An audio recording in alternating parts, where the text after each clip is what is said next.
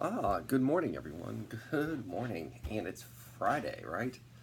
How very nice. What a pleasant morning. So, anyhow, we're just going to kind of get into it here as we go into the weekend. I'm just going to address an issue that's kind of coming up here at the group practices a little bit.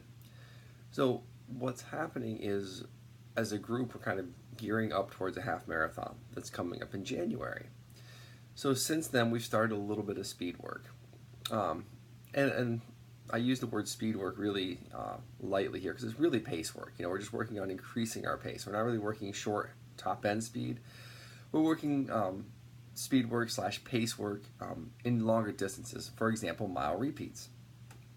So I've had a couple of the ladies all of a sudden say, since we've been doing this type of speed work, they're getting a little bit of the runner's knee, a little bit of pain in their knee. And what we wanted to talk about when we're coming is, where do you get your speed from? Speed comes from turnover. It's getting your foot on the ground, off the ground, on the ground again as quick as you can. That's the turnover. That's your speed. Speed isn't really related to stride length.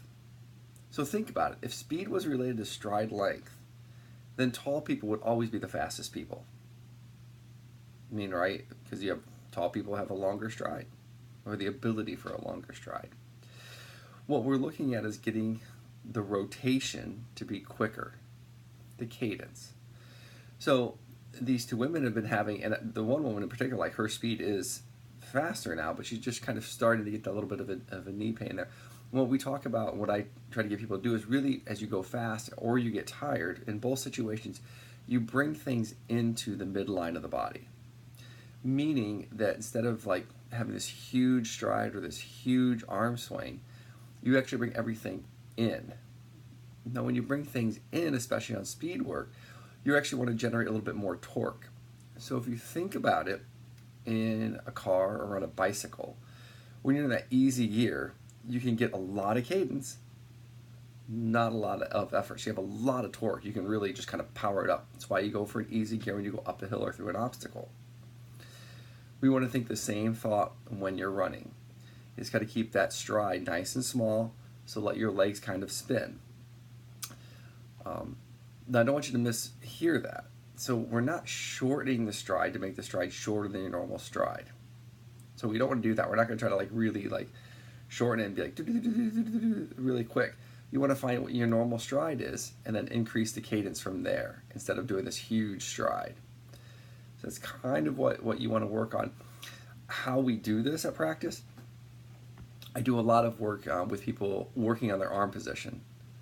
So keeping those arms in the midline, it's a lot easier to think about your arm swing than it is to look down and find out about your stride. I mean, if you look down at your stride, good chance you're going to trip if you're looking that far down.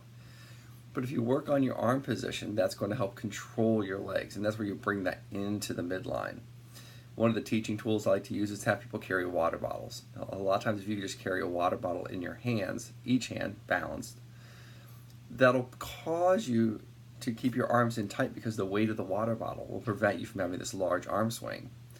And as your arms come in tight, your stride stays short.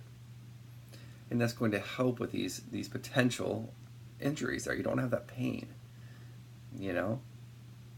So as always, the idea here is run efficiency. Train smart.